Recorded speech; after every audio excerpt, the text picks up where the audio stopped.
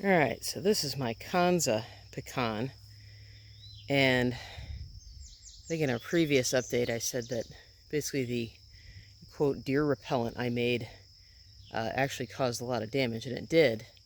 But the biggest problem I ran into was basically water.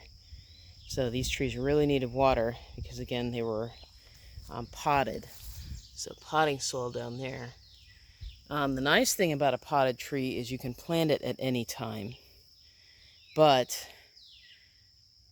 the problem is you really have to keep tabs on watering them, and I wasn't really doing a great job. So for those of you that want to know, if you see kind of like brown spots on the edge of this leaflet, especially these young leaves falling off and dying, that's a sign of water stress.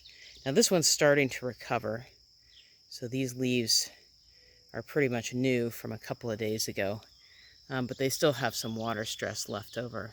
So I'm going to have to make sure I water this thing at least once a week. And the other thing I did wrong is I left a lot of the tall weeds around the tree, which will compete for water and nutrients. So I chopped all those down, and I'm going to have to make sure I keep it watered from now until the end of the season. And of course, you don't want to water every day, because then you're going to drown it. But probably once a week if you're not getting good rain, and make sure you do a good soaking. This is still a little bit moist.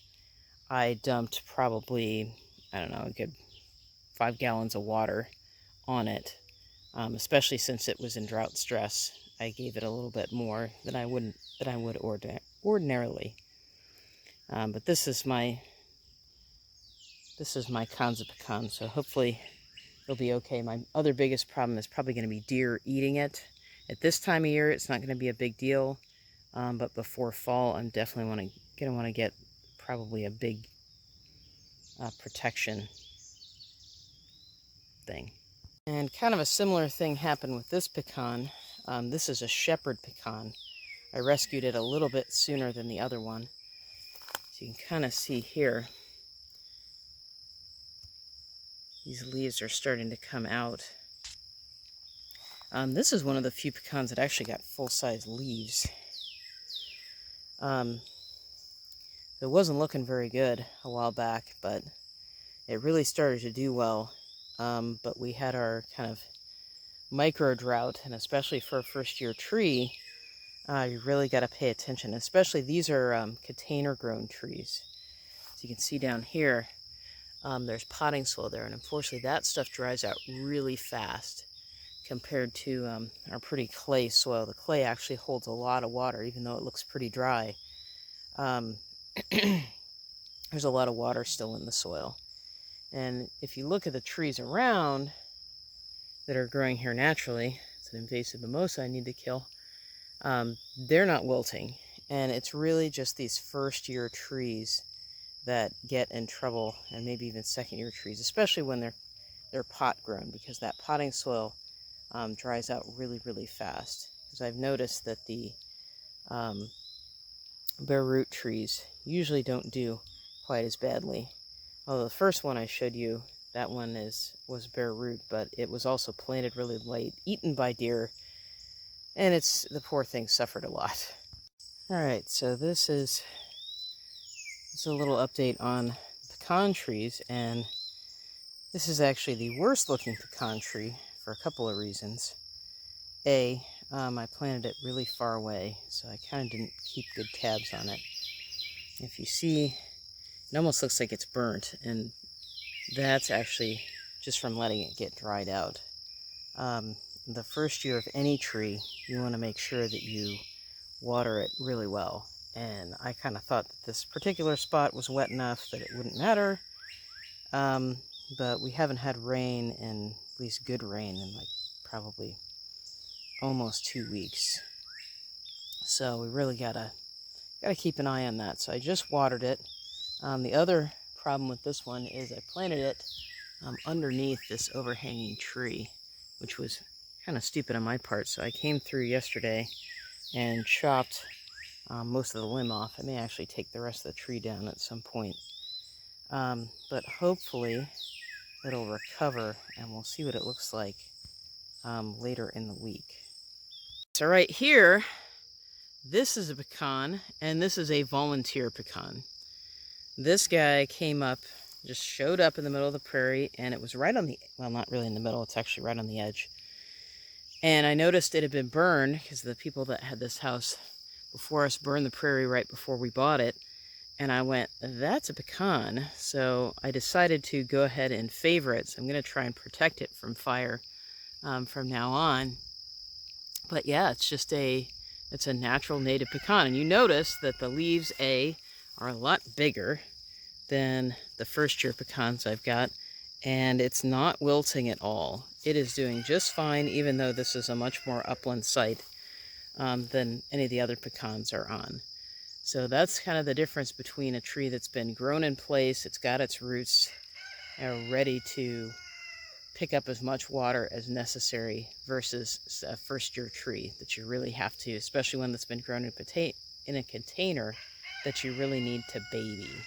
So container-grown trees, they're great because you can plant them anytime, and you don't have to worry about them being dormant. The problem with them is they just don't root into the soil quite as quickly as a bare root tree. But you got to get what you got to get, and you just have to keep that in mind to make sure that you're giving your trees lots of water.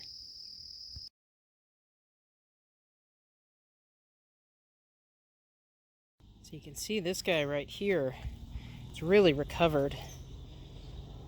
All this new growth is looking a lot better. Doesn't have those dried up points on the ends anymore. So this is what happens when you actually properly water your tree, as opposed to forgetting to water it. We have had some rain on top of it, but probably not enough to have it recover that much growth. So this is probably mostly due to me watering it. So this is Shepherd again, and it hasn't improved near as much as Kanza did, even though I've been watering it almost as well. Just, it hasn't really put out any more leaves to speak of. But it was actually actively wilting when I caught it last time, so it's still doing a lot better. Maybe dropping a few of the non-essential branches, and it's got really large leaves compared to some of the others, so it's doing fairly well. So this is Warren 346 that we looked at 2 weeks ago, and this guy has improved like by a lot. It's still not where it should be for any pecan at this time of year, but it's doing a whole lot better, and really it's really starting to hit its stride. And I think it's because you can kind of see the dead branch behind me. There was a tree that was basically hanging over it, and I got my saw on a pole and cut it off, and so that has given it a fair bit more light than it had before. Plus I took it out of the tube, and fortunately the deer have a lot of other things to eat, so they're apparently not very interested in it right now. What I should probably do is also take out this cedar tree, red cedar, over here, and that would probably help it out even more. But I did give it a little bit of fertilizer, have been giving it some more water. It's a little bit wetter down here anyway. This one was bare root, came from Canada, so it's doing pretty well now, so hopefully it'll keep going throughout the summer. I'll just have to make sure again I keep an eye on it as far as water goes. So thanks for watching. These are my pecan trees, and we will keep watching them until they start bearing fruit, which may be 3 to 5 years. But hey, we're in this for the long haul, right? So those of you that are interested in following what happens, learning some botany, feel free to like and subscribe, because I'll keep putting out videos.